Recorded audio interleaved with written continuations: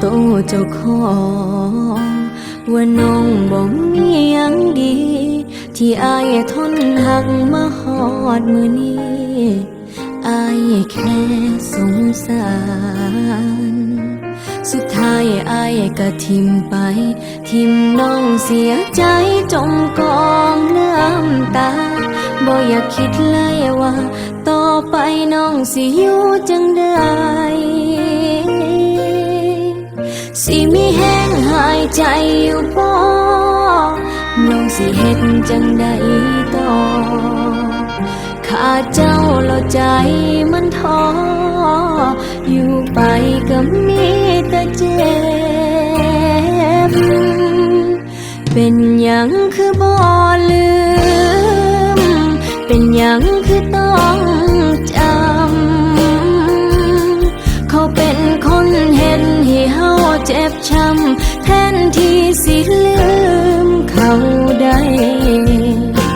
แต่ใจก็บ่เคยจำก็ว่าเขา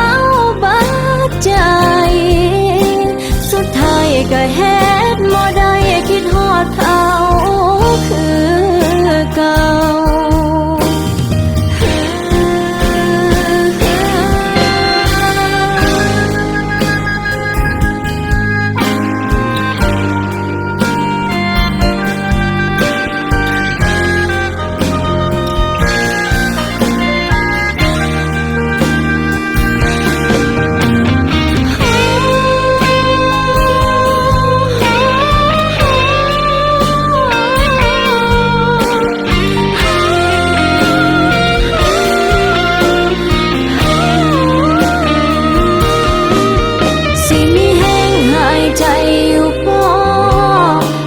สิเห็นจังใด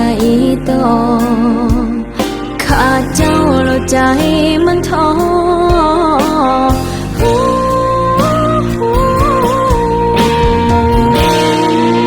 เป็นหยังคือบ่ลื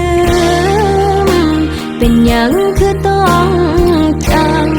ำเขาเป็นคนเฮ็ดให้เฮาเจ็บช้ำแทนที่สิลืมเขาได้แต่ใจก็บ่เคยจำก็รู้ว่าเขาบาดใจสุดท้ายก็เฮ็ดบ่ได้เป็นหยังคือบ่ลืมเป็นหยังคือต้องจำเขาเป็นคนเห็นให้เฮาเจ็บช้ำแทนที่สิลืมเขาได้